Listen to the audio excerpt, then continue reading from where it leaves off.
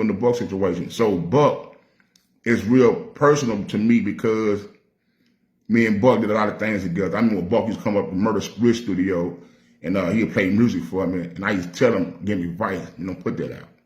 You rap it too commercial. Your fan base don't want to hear that. You're like, real big homie. Yeah, we sat in the car for hours and listen to his music. Like, he was trying to do big music like he had a label deal. And I said, nah, it's too big of a record, Buck. Go do the Young Buck shit these local motherfuckers like. Do it locally first. Get that buzz. Then you switch up on them once you get a bigger audience. He's like, man, you right, big homie. Man, that nigga, I remember one time I saw him at the Gentleman's Club. He was Knieg in the club when he old enough in Atlanta with TIP. You know what I'm saying? Me and P were down in Atlanta balling and shit in the club. Buck come up to me when he first got his chain, TIP. He didn't have a necklace for it. He had the medallion in his hand. He's like, big homie, look like that. I got my chain. I like, damn, appreciate it, my nigga. Like, he in the club. Like, I don't know how he got in there. He about 16 years old inside the Gentleman's Club here in Atlanta. He always looked up to me, man. And I always wished the best for that nigga, man. So every time I did an album, I put him on it. When I did My City, he was all over the album. Because that's my little nigga. That's my little dog. But what hurt my heart was when he got on and got his deal, I didn't believe it. I came to the studio, Holly Murder Rich one day. Buck will be sometimes, everybody know Buck. He'll say things, but sometimes when you're young, he'll over-exaggerate about who you're working with.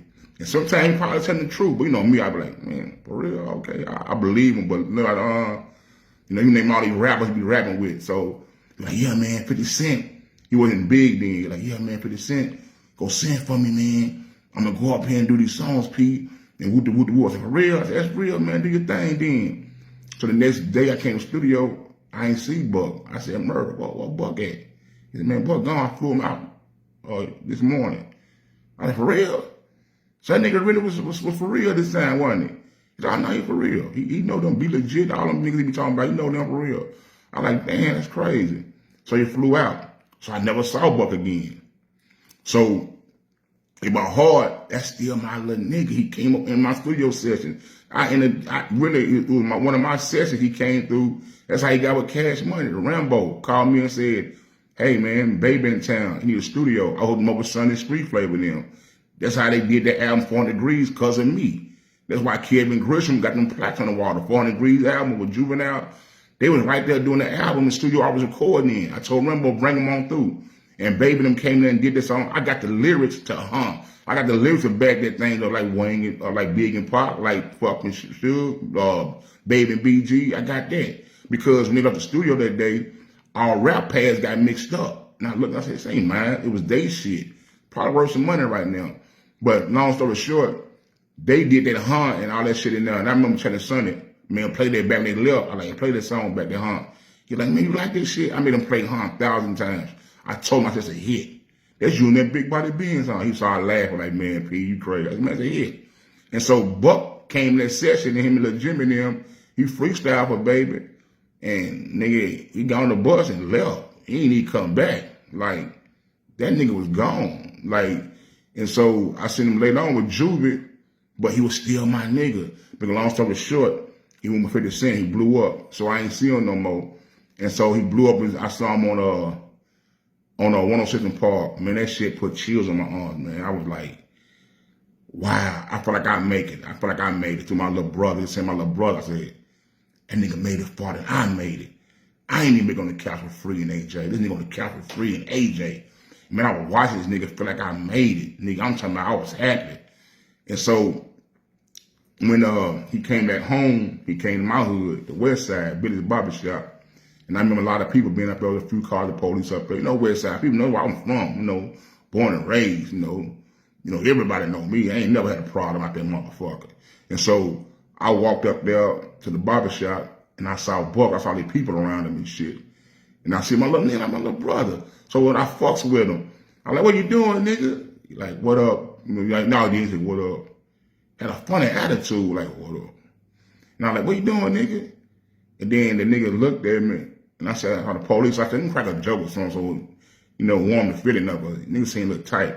I said, man, tell the police they can leave, man. You safe I'm here now. Nigga, who need the police? You must need them, nigga. I don't need them. I like, whoa. Nigga talk like this. He had a whole different vibe. and saw the peoples around him, you know, a bunch of people, try to calm down. Cause I didn't want people thinking, that nigga P on some hating ass shit. But I'm like, nah, I'm on some big butterfly straight little brother. Like, nah, motherfucker, who you think you playing with? But I kept it calm because my little nigga. And I'm thinking like, well, maybe he just, you know, had a long time on the road or some bad trip, left it alone. I played it off. So I stood back with the rest of the crowd. And I just looked and I just watched how everybody was talking and treating him. And I started getting it then. I said, oh, he one of them. He's feeling the fame. But I never thought he would be like that. He was always so humble when I met him. Totally different dude. And I said, oh, okay, he on that. So I fell back. I said, you know what, I'm going my haircut because I refuse to stand out here and let the rest of these niggas like some groupies or something. Nah, that ain't me. I'm going to get my haircut. So I walked off. So he noticed I walked off. He walked and ran up to me real quick, called me. That's how I know he was on some bullshit, you know. But I understand why. I'm going to tell you why I understand why. And so when I came on my way into the door, he stopped me. He said, Big homie, I'm telling you, it's my city now. And them keys over, city mines. And it hurt me. I'm like, man, nigga, is up there about? You want the city? I'm like, this little regular motherfucker. Nigga, you in New York, California, Detroit, Vegas, Chicago. You want about this motherfucker? You done made it way farther I ever make it. And this is all it's about, this city. He really felt like I need to bow down and give him the city. It's his chance now, he the king. He told me in my ear, like, man, hand them keys over, man. With a struggle on his face. I said, oh, now I get it. And when I sat back over the history of his career, I stood back. I said, nah, he ain't gonna do me like that. Fuck no. I ain't gonna be like no fuck nigga like the rest of them niggas around here. So I started noticing a lot of dudes, solid dudes, street niggas, who took care of him, gave him money. I was around him because he was a young kid. They rap, believe him, give him money, looked out for him, did things for him. I started seeing how they was acting around him. They was acting like soldiers, you know, like beneath him. He would stand up, so I said, oh, shit.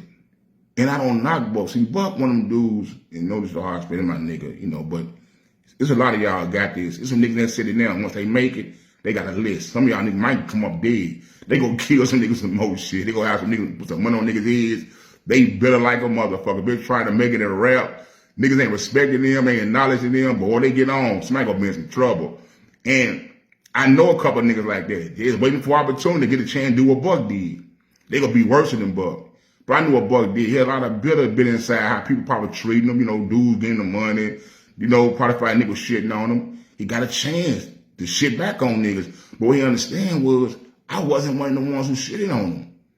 But I understood what he was doing. You know, he had payback in his heart. You could see it. Because I heard stories, how he, you know, allegedly would walk up to niggas and bring their girlfriend around and say, hey, introduce me. Tell them to introduce their women to him, and he would smash their baby mamas, their old ladies and shit. Like, he was on payback. He was like, nigga, Buck ain't forget. He knew what niggas was doing to her. So I wanted to be in a part of that. So I stood back. Cause I saw niggas I respected that was like running around dude like a foot soldier. I'm like, man, what the fuck? He kicking niggas out buses and shit and wasn't fuck with niggas no more. I said, nah, he can't do me like that. So a nigga took me saying you ain't gonna do me like that and me being jealous. No. I just saw what he was about. When he said that in my ear, I said, I said what he on. He ain't finna get his shine off me like that. No, you even see pistol. You ain't got nowhere on record a pistol kissing Buck ass, spotted behind Buck. No, none of that. None of that. But they just took that as being hate. I mean, one time